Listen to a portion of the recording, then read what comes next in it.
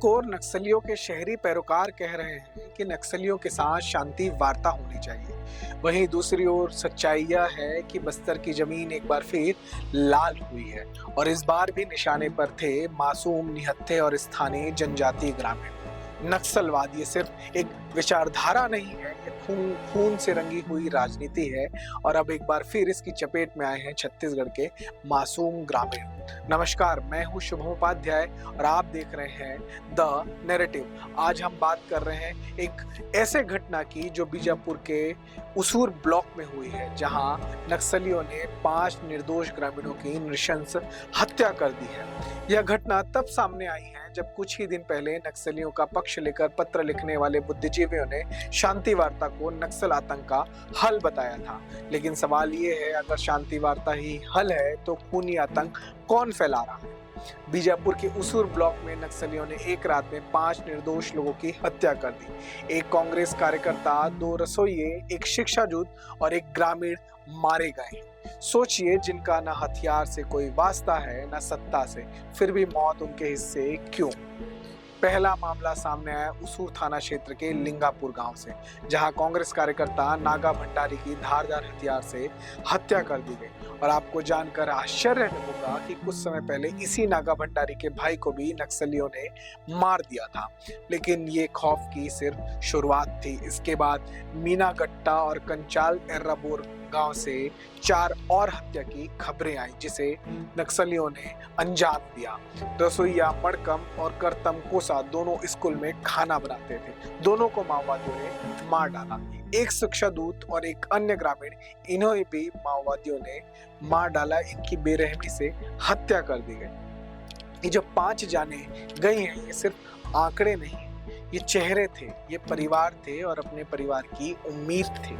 और इसके बाद सवाल फिर से उठ रहा है कि क्या यही जल जंगल जमीन की लड़ाई है जिसे लड़ने का दावा माओवादी और नक्सली करते हैं?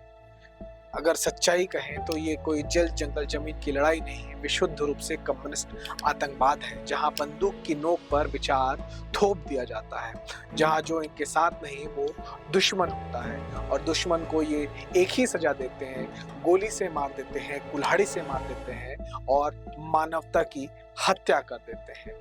दिल्ली, जगदलपुर, हैदराबाद के एसी कमरों में बैठकर जो इन्हें क्रांतिकारी कहते हैं, जो हर माओवादियों के मारे जाने पर मानवाधिकार की बात करते हैं, वो आज चुप हैं। उनसे पूछा जाना चाहिए कि क्या इन रसोइयों के मानवाधिकार नहीं थे? क्या शिक्षा दूतों की जान कोई मायने नहीं रखती है?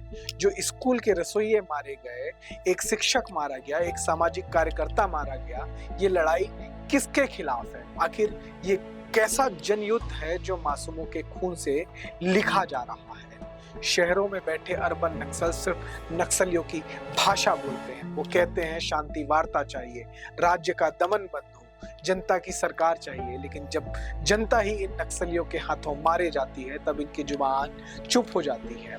सरकार एक तरफ ऑपरेशन चला रही है, कर्रेगुटा जैसी कार्रवाई में दर्जनों माओवादी मारे गए, लेकिन ये काम आसान नहीं है, क्योंकि हमारे सैनिक 2 मोर्चों पर लड़ रहे हैं। सरकार 2 मोर्चों पर लड़ रही है, एक जंगल में बंदूकधारी दुश्मन से और दूसरा शहरों में बैठे तथाकथित बुद्धिजीवियों से।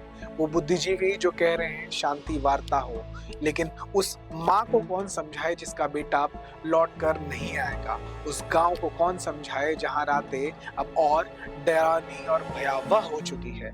सच्चाई यही है कि इन तथाकथित माओवादियों से कोई शांति वार्ता नहीं हो सकती।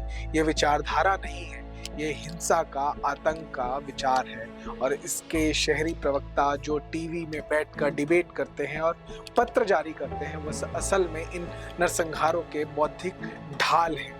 अब वक्त है एकजुट होकर खड़े होने का, सुरक्षा बलों के साथ, सरकार के साथ और उन ग्रामीणों के साथ जो हर रोज इस लाल आतंक के साए में जीते हैं। नक्सल आतंकवाद का सफाया सिर्फ जंगलों से नहीं, शहरों के झूठे नैरेटिव और नकली क्रांति से भी करना होगा। अगर आप चाहते हैं कि ऐसी सच्चाई लोगों तक पहुंचे तो इस वीडियो को शेयर करें, कमेंट करें और चैनल को सब्सक्राइब करें, ताकि शहरों में बैठे शहरी नक्सलियों को भी दिखे कि देश अब सो नहीं रहा है, बल्कि जाग रहा है और उन्हें पहचान भी रहा है।